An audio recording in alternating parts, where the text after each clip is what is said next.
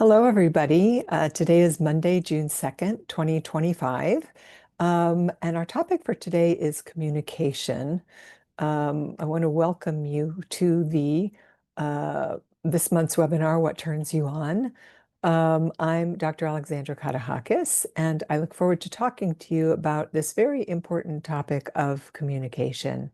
I want to remind you to please, when you get a moment, to leave a review for What Turns You On.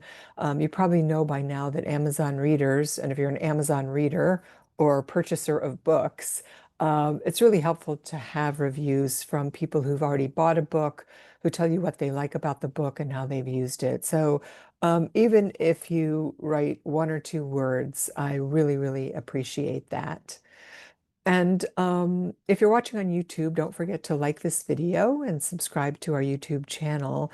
And that way you won't miss a post. And you can also keep up with what's going on here at Center for Healthy Sex or with me at Alex Katehakis. And finally, if you want to sign up for our mailing list, you can click the link in the chat box, and that way you can keep up with upcoming events and webinars and our services and any other things that may be going on here. So I'm super happy to say hello today because it's June 2nd. And for me, June 1st always signifies the beginning of summer, even though it's not officially till the 21st. But it's a beautiful sunny day here in Southern California. So I hope that all of you are considering what it is you want to do this summer. And not necessarily, I think about adults having fun. That's always a funny question. What are you doing for fun? And then you have to define what fun is. And it's not so much about fun, but it's about what are you doing to enjoy your life this summer? What will make it feel like, on September 1st, like that was really an enjoyable summer. I had some fun. I did things that made me feel alive and lively and vital. And when we talk about sex and sexuality, we're really talking about vitality states. We're not talking about necessarily penetrative sex and orgasm. That's a very reductive and simple way to think about sex. And certainly that is the end game for most of us. But it's really the process that I like to emphasize, the connection, in this case, of course, the communication with what our experiences are. So, as many of you know, this webinar series is set up to explore the workbook, What Turns You On, A Guide to Living Your Best Sex Life.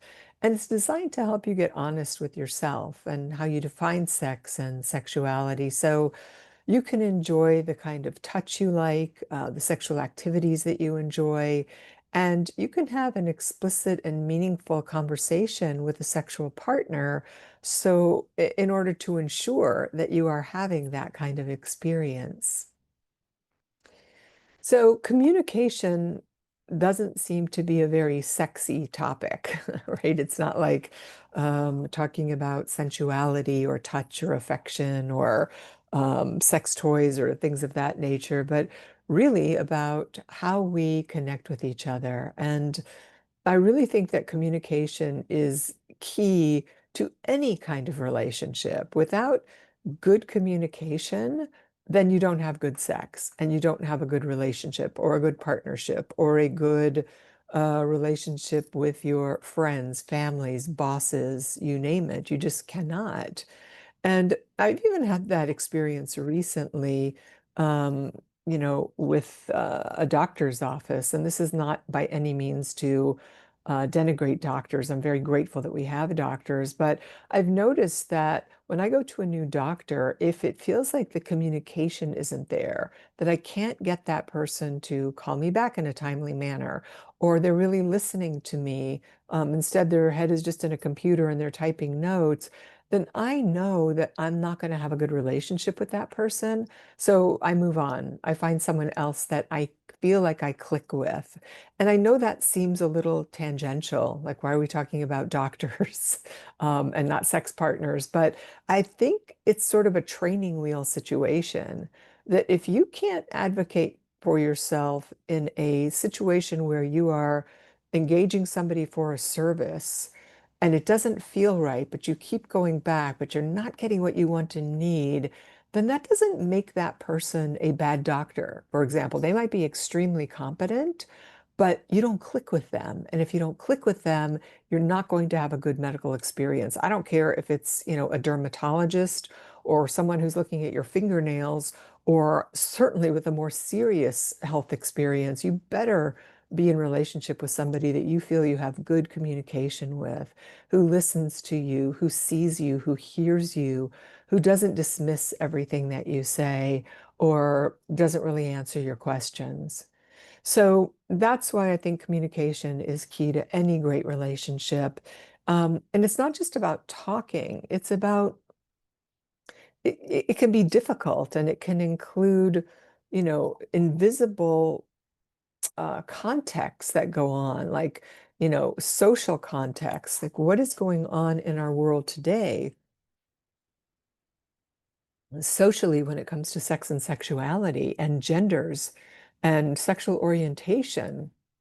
And people are increasingly starting to be afraid to talk to people about various things because they don't know where they stand on social issues, if they're in agreement with them or not. So you have to know who exactly you're talking to and what the social context is in which you are communicating.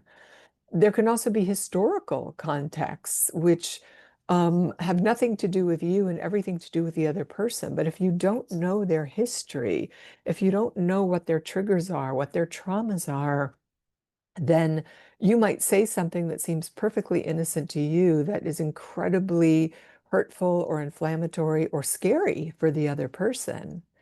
So these situational contexts are key, and that's why I think it's really important for people to know the other person, or that we know each other before we get into sexual relationships. And this happens all the time because dopamine loves novelty. So you meet a new person, you're super excited about this person, and you're having sex with them, like that day or the next day, and maybe for days on end. And then you wake up a month later and you realize you don't really know the person next to you. You just don't know them. You don't know them as a person.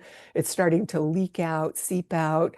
But the love does not need it. The love needs to catch up with the sexual relationship because you really haven't gotten to know the person. And if you haven't gotten to know them, you're going to be surprised about what they do and don't like sexually because you don't know them. So slowing things down, I think, is important for good self-care.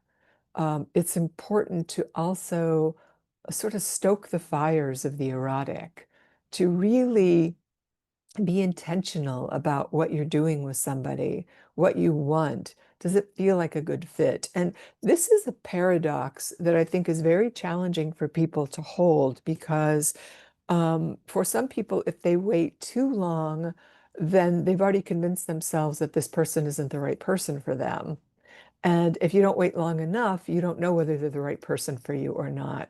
So you have to be checking in with yourself and maybe even a trusted other, a good friend, a therapist, or what have you, um, to kind of check your premises about, am I really right about this person, or am I overselling them to myself, or am I picking them apart and being judgmental because I'm too afraid to kind of jump in and try things?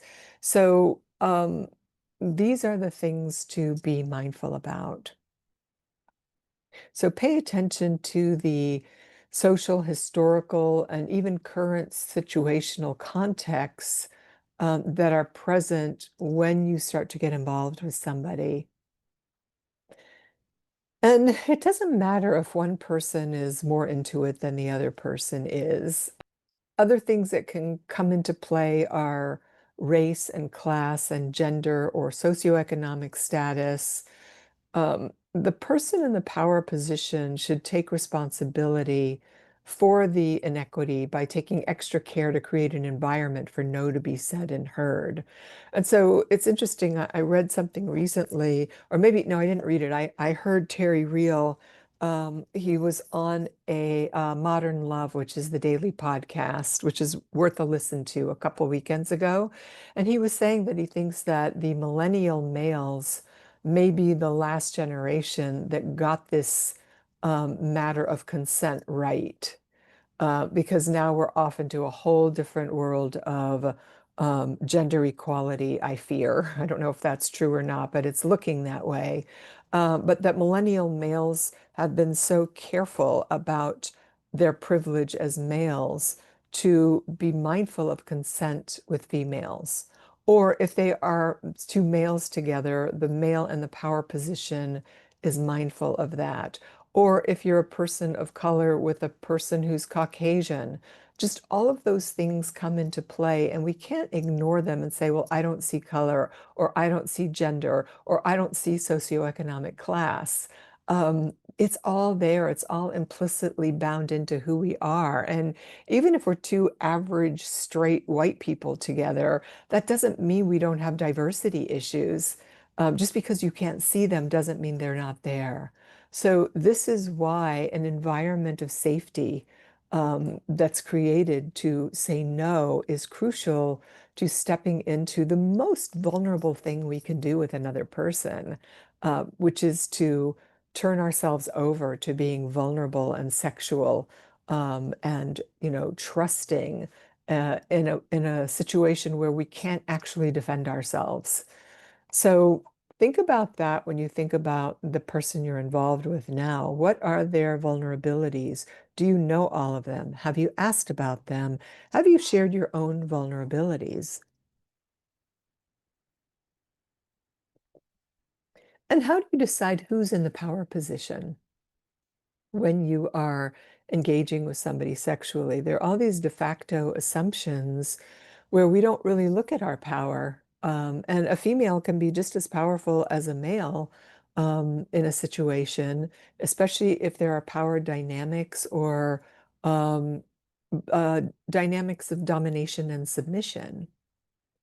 And remember that communication is a shared language. There are a million ways to convey no, from saying stop to saying, having nonverbal cues. And all of us struggle with these invisible historical experiences that impact how entitled we are, or we don't, or we aren't, to take care of ourselves, to take care of our comfort levels, meaning to say no, or I'm not comfortable with that, or I need to change positions, or any number of other things.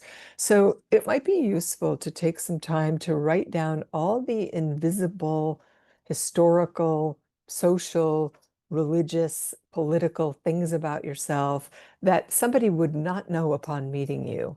Like somebody might be in chronic pain and there's no way to know it because they can still walk, they can still get around, but there's a particular part of their body that hurts all the time.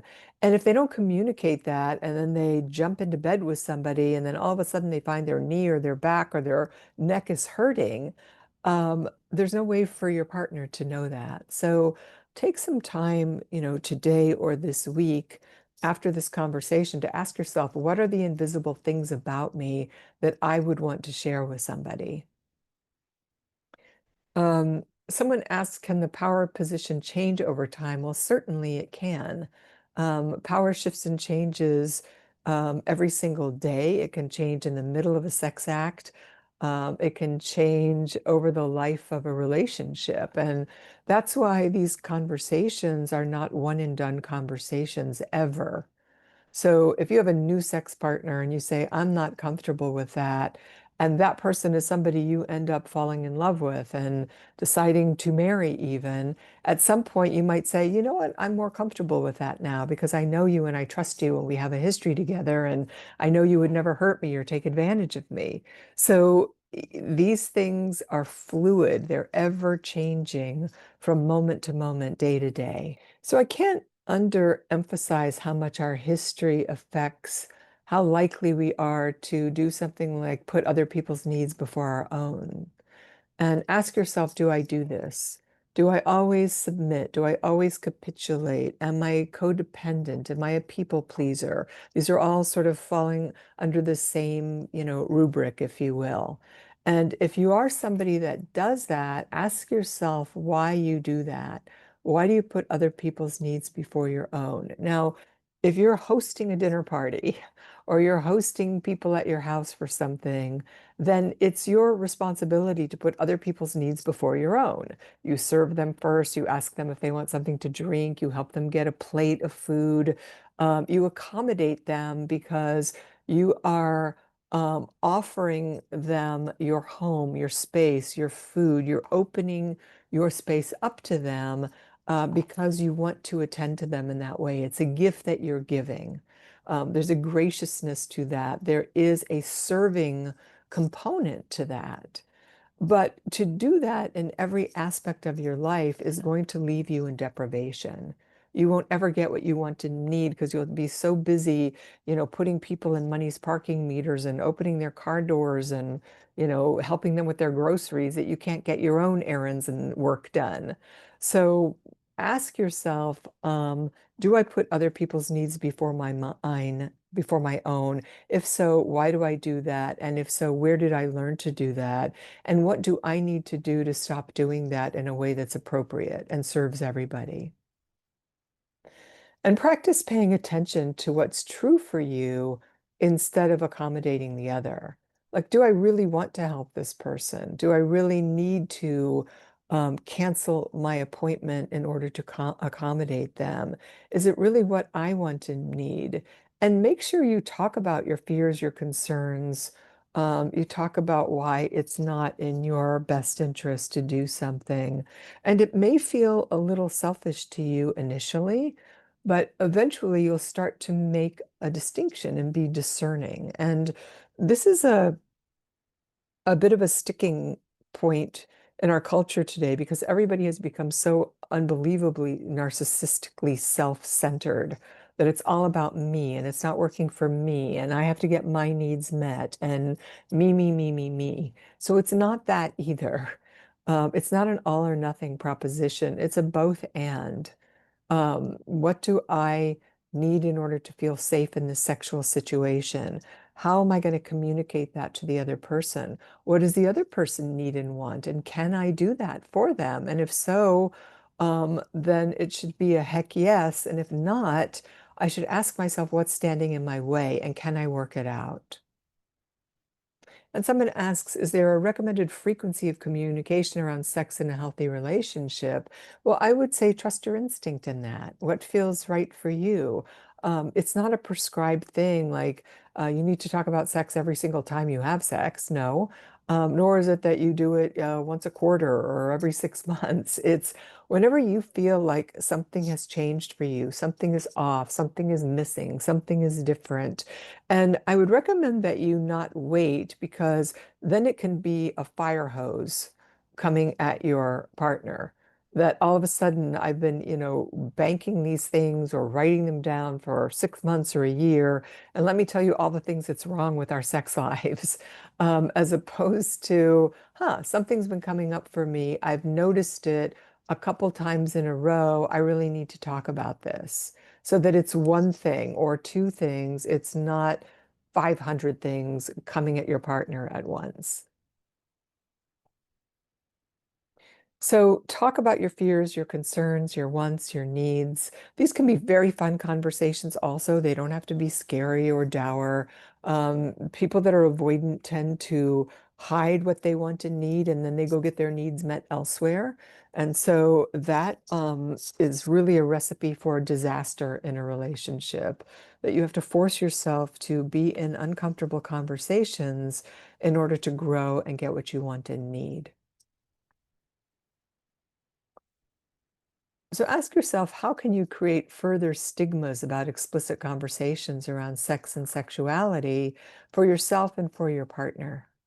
What would you need to feel less shame, less stigma, less awkwardness about it? And even if you do feel awkward, do it anyway. this idea about not being able to be uncomfortable, not wanting to make anybody else uncomfortable, has so flattened out so much of our communication in our culture that nobody's ever being honest with anybody. And when we are honest with other people, they just can't take it. It's too much for them. They hear it as hostile, or they hear it as, yeah, they hear it as hostile, and that they have to get defensive, as opposed to, no, I'm just being honest with you and I'm giving you feedback and I want to work together with you on this, as opposed to you get defensive, you deflect, you paint me as being hostile. Then we're really in trouble. There's no communication in that kind of situation or setup at all. So ask yourself, what is your part in the stigmatization of these conversations? Where do you get defensive? Where are you invulnerable? When do you never say, I'm sorry? When do you have practice humility and not just hubris? And instead of, keeping yourself all defended and invulnerable and like you're suave and you've got it all together, as opposed to, I don't have it all together. I don't know. I'm here to learn. And when your sex partner says, that was terrible for me, what if you just said, let's talk about it, instead of ignoring them or acting like you don't know what they're talking about? What would that be like? Now, generally, somebody's not going to say that was just terrible for me. They might say, I didn't like that, or that was uncomfortable, or, um, I really checked out when you did this.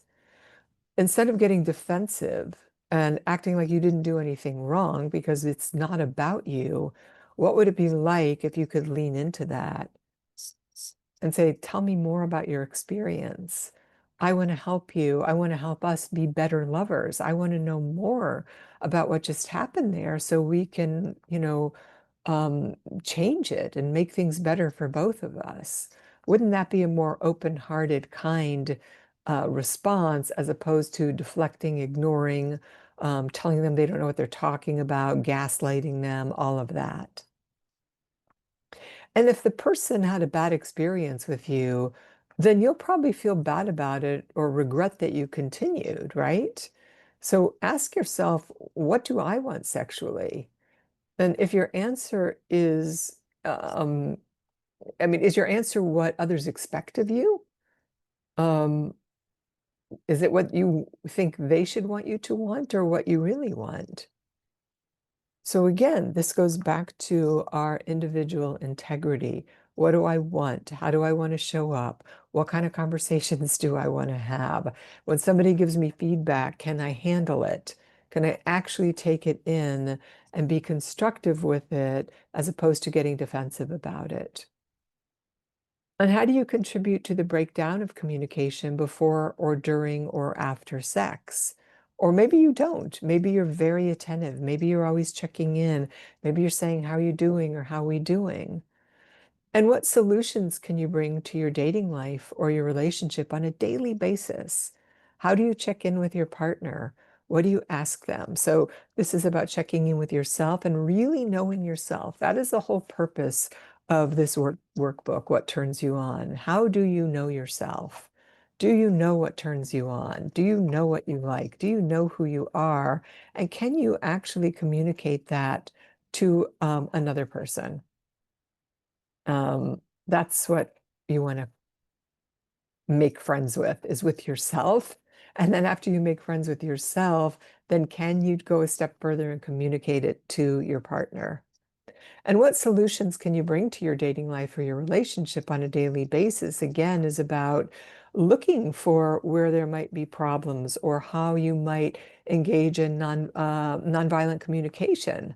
Recognizing that when your partner says something to you, or if they're upset, it's because they have some kind of need. They're trying to communicate something to you. So can you ask them about what that is? Can you get to the bottom of it? Can you get some clarity? Or does it all just shut down at that moment?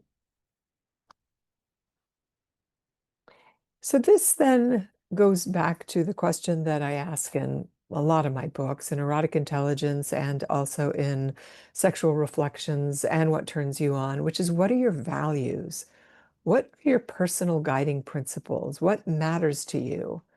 A lot of people say, well, I'm a good person and this shouldn't have happened to me. And, if I ask them, well, tell me about your values, what makes you a good person? It's amazing how many people come up short with the answer to that question. So, what are your personal values? And these are in what turns you on, and it asks you to kind of scrupulously go through that. Are these your guiding principles? Do you live by them, or do you kind of cut corners depending on what best serves you, and not necessarily your partner? And how do these values inform how you can handle consent conversations? Are you aware? Do you check your behavior? Are you communicating? Are you really engaged on the front end? And this is the hard work of relationship. This is what I think everybody wants to sort of hire out, whether it's to just looking at online porn and getting off and not having to deal with another person, or changing relationships, breaking up with people all the time because they're not perfect. They're not perfect reflections of who we are and what we want and need.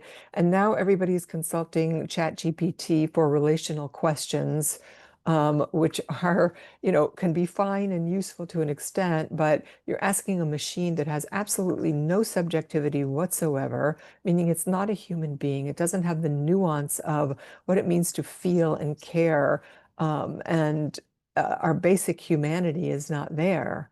So this is hard work, this matter of human communication. Everybody wants to shoot off a text or an email. Nobody wants a phone conversation. Nobody wants an in-person meeting. Everything gets, like I said, it all just kind of gets farmed out. And the more impersonal, the easier it is. And so this matter of communication is about getting deeply personal. It's messy, it's difficult, it's painful, but it reaps rewards that you can't get from these other mediums. And ask yourself how you want to be treated in a romantic and sexual relationship. How do you want somebody to handle your body, your mind, your psyche, your soul? Do you want to be ghosted, used, had sex with, and not talked to again, or not paid attention to what feels good to you or what doesn't? You just want to get it over because the other person is not in tune with you at all. And that's how you're treating yourself, by the way, not how they're treating you. So, how do you want to be treated in romantic and sexual relationships? And do you treat yourself that way? And if you're attracted to someone in life or in the workplace, what's an appropriate way to approach that person based on your values and your principles? Um, how do you talk to them? How do you make contact with them? How do you get a read on what's okay for them and what isn't? And how can you intervene when you see inappropriate dynamics taking place?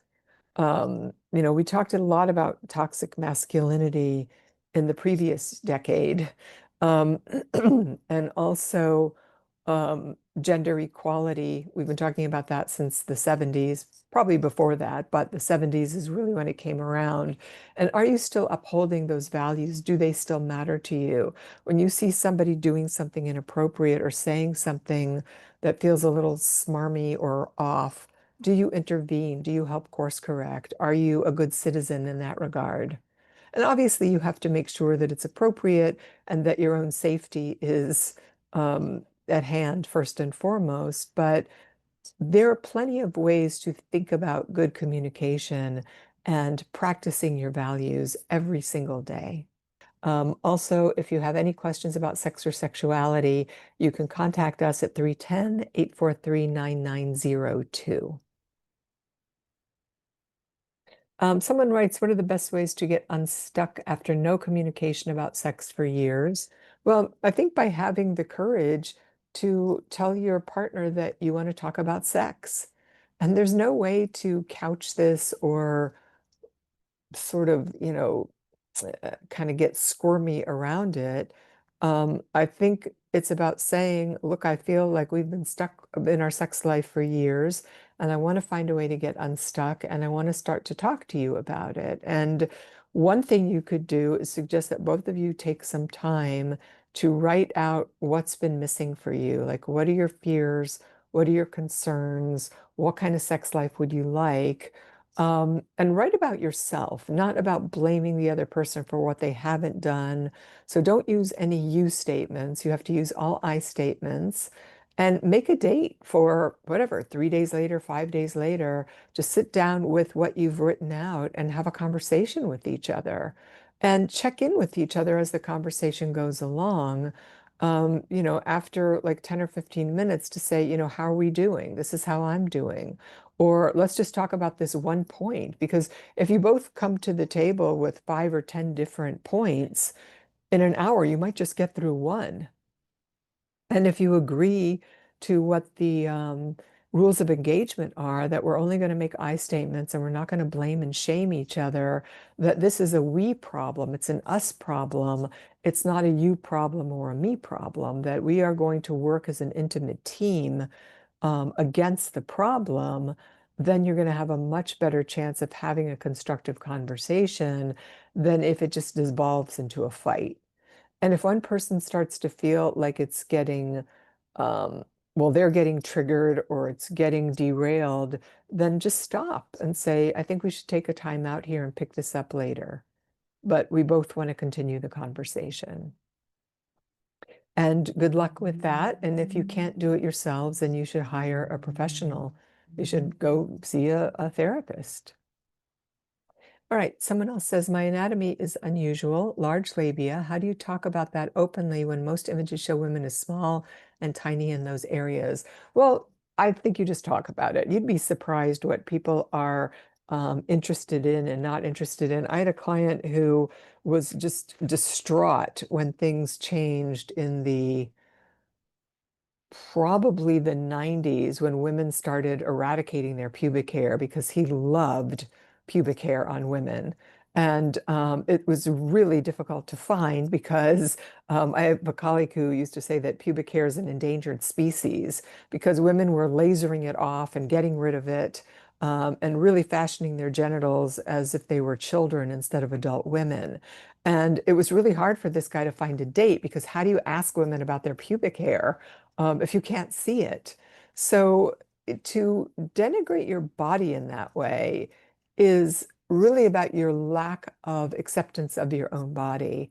And I know what you're talking about because I don't remember when, maybe somewhere around 2010, women started having surgery on their labia, which is really dangerous, and you can kill some nerves in that area because porn was fashioning it in a particular way that the labia minora could not distend beyond the labia majora because that's not how it was in porn, but that's not how a whole lot of women are anatomically set up. So I would not make that an issue. You shouldn't make it an issue for yourself. There should be acceptance for yourself. It's like some women saying, well, my nipples are darker, or they're too big, or they're not small enough, or they're too pink, or they're too this or too that. It's absurd because it's a part of your body that you can't change. So when you accept your body, when you can love your body for that, then you can freely be sexual, and the person will either like it or they won't. And if they don't, they're not for you. So please, please be gentle with yourself and grateful that you even have labia. I mean, imagine, all the women in the world where they have these horribly, mutilating genital surgeries. And not that that's, a bar that we should all be, uh, positioning ourselves up against, but just be grateful that you have a working body. I've been confused for months between wanting to have sex, but at the same time thinking that I'm being used to satisfy my husband's needs instead of mine. Well, I wonder if you've ever taken a time out for sex with him to talk about, or for you to get clear about what you do and don't like sexually and what you do and don't want. And if he would be open to that conversation, really what you're saying is that you need kind of a reset, that you're not sure what you like sexually anymore, and that you want to have sex, but you don't want to just do it to satisfy his needs. You want to do it because you also want to do it. So there's something about wanting and wanting to be wanted, and not just feeling like you're doing something out of obligation. And most people don't want to have sex with somebody who feels like they're just obligated to have sex with them. They want to have sex with people that want to have sex with them. So I would think if he's reasonable, and you could be honest about your confusion here, then that would be an invitation for both of you to have a better sex life. So I want to encourage you to be brave, to have the courage to have the conversation with him, to say that you want to take a break from sex, whether it's for a week or 2 weeks or a month, because you want to get clear about some things for yourself. And, if he's upset that you don't want to have sex with him, then he really needs to take a look at that. Does he have sex with you because he really wants to have sex with you? He wants to connect with you, or out of some neediness that he has that in order to feel love, he has to be sexual, and he needs that kind of validation constantly. That's a different kind of problem. So he has to be a grown up about that and recognize that sex is not his most important need. And you have to be a grown up by speaking up about the fact that you don't often feel that you're having sex with him when you often don't want to. And you really want to get to the bottom of that. All right. Well, these were great questions. I love the way that all of you are thinking, and these are very bold and courageous moves also. So don't think that I think that these are easy things to do. It's easy for me to Monday night quarterback your sex life here, but it's not easy. It's hard. It's painful. These are tender conversations. So make sure you set the stage with your partner. Make sure you take time. Don't do it while you're washing dishes or in passing in the kitchen.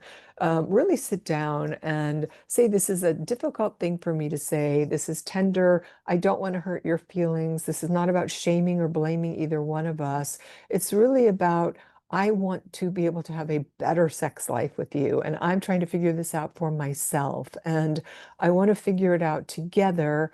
And are you open to that? That would be really the first question. Are you open to this conversation? And if your partner says yes, then talk about yourself. Don't talk about them, what they are doing, what they're not doing, what they could do better. Just talk about yourself and what you want and need, and that should serve you well.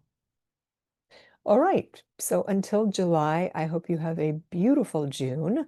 I hope you practice communication in all areas of your life every single day, and that you start to get acquainted with yourself and what you want and what you really like and what turns you on, whether it's a croissant or a scone, or a certain sex act. Be true to yourselves, and I look forward to seeing you then.